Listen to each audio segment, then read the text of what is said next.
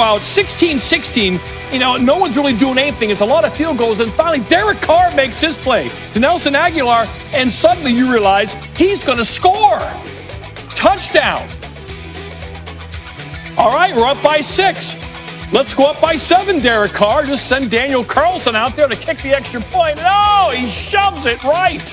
Open club face. So the Dolphins got plenty of time. They got timeouts. They got time. They got Fitz magic. And they're down 6. They could actually go down and score and win the game. It might take them a few plays to do it. Now, how about just this one play? 1st and 10. Myles Gaskin from Fitzpatrick, and he's in. And he scores, and the game is tied. Now just kick the extra point, Jason Sanders, and give the Dolphins a 1-point lead. But again, still plenty of time. Raiders 3 timeouts, 2:55 to go. Time not a factor. Just go down and score somehow. 2nd and 7. Don't get the 3rd down because the Raiders failed to complete a 3rd down in this game. 0 for 10. Let's go to Aguilar again. Flag on the play. Pass interference. Now John Gruden, the Raiders are in great shape. Oh, offside on 3rd and 1. Gimme, 1st down. Dolphins got 1 timeout left. Let's milk the clock down. And just like in the college football game some of you just watched, at one point the Raiders decided we're not going to try to score. They could have tried to score and gone up by 5, go for 2, go up by 7. But now, doesn't look good. Only 19 seconds to go. But a field goal wins the game now for Miami by not trying to score a touchdown. Oh, Fitzpatrick, complete down the sideline. And guess what? Yeah, they did that to him. So suddenly, on one play, the completion plus 15 yards, now Miami's back in field goal range. They tried one pass incomplete, and then Sanders wins the game with the field goal.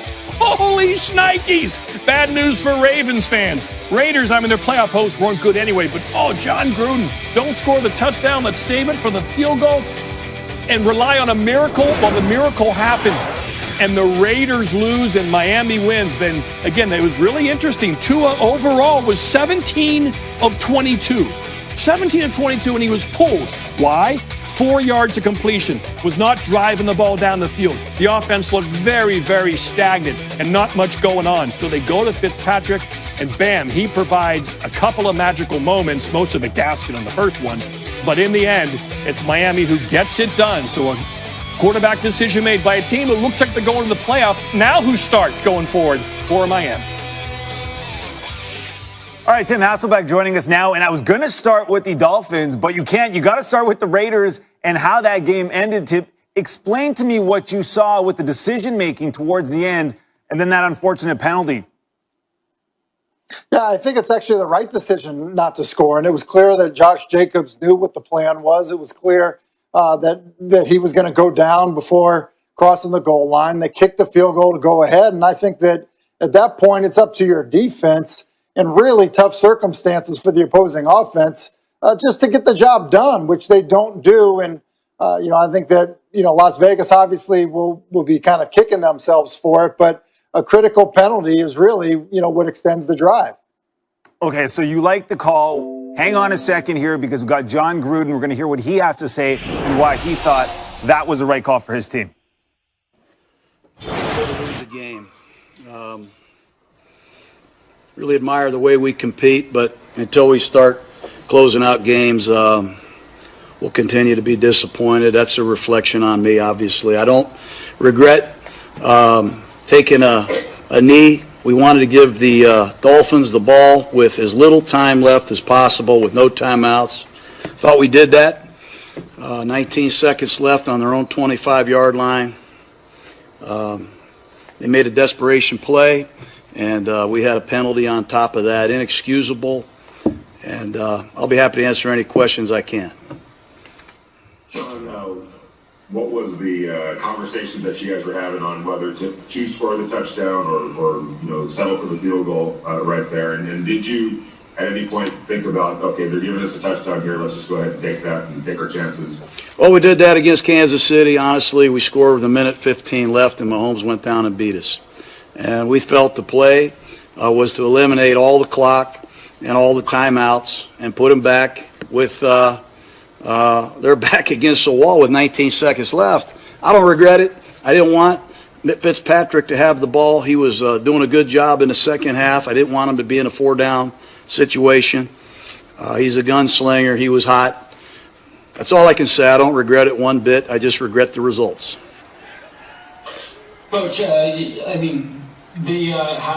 go back to that play where you could have scored the touchdown and maybe added a 2-point conversion. And even if they did drive down, they probably would have only. There's a lot of ways to. I'm not going to interrupt anybody, but I'm sorry, but there's a lot of ways to look at this. But 19 seconds left on your own 25-yard line with no timeouts. I've called plays a long time. The probability of getting that done is remote, and there's no guarantee if they get the ball that they don't go for 2. I'm not going to get into all the scenarios. We played it exactly like we wanted to play it.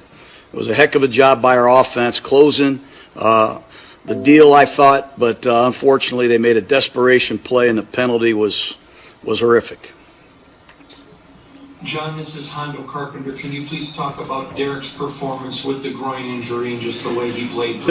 I thought he showed a lot of toughness. Obviously not converting on 3rd down. I think his mobility perhaps played into that a little bit. This is a great football team, a great defensive team, as good as we've seen all year. They throw every look at you that you can prepare for. I thought Derek did a great job, and I thought he did enough to win tonight. Jerry? John, when they switched quarterbacks to Fitzpatrick, how did that change the look for your defense? You guys defensively have been having your way for most of the game. Well, I think we just missed a couple tackles. The running back got out of trouble, made a 60-yard touchdown after we scored and missed the extra point. And Fitzpatrick gives his guys chances that most quarterbacks don't take. He's willing to throw the ball down the field in tight windows. Once again, we didn't register a turnover on defense. The pass rush wasn't good enough, and he got us. Hey, John, was Josh Jacobs, he hurt during the game? How did that affect the play calling? Yeah, a little bit. He had an IV. He wasn't feeling real good coming in here tonight. They're a hard team to run the ball against. Like I said, defensively in the last several weeks of the season, they've been one of the very best teams I've seen on tape.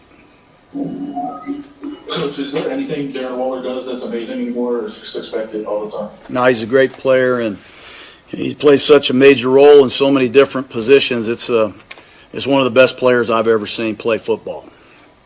Looks like that's it. Thanks, Coach. All right, guys.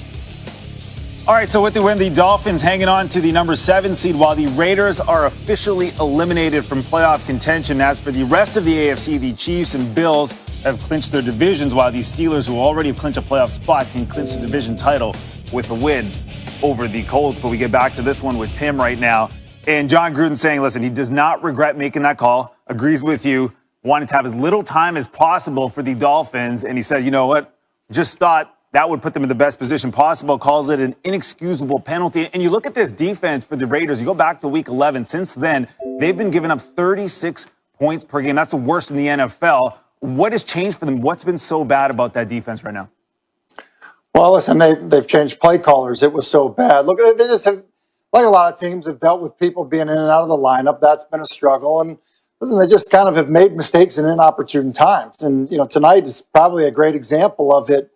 And look, it's with a different play caller, on that side of the ball. A face mask in that situation, as John Gruden characterized it, is inexcusable. But the busting coverage is inexcusable as well. Mac Hollins, there's no reason, should have been that open on the sideline in that part of the game. So, look, I think it was a combination of those things. And I do think it was telling to hear John Gruden talk about how Derek Carr played well enough to win. It clearly was a comment in relation to how he felt about his defense's inability to close it out.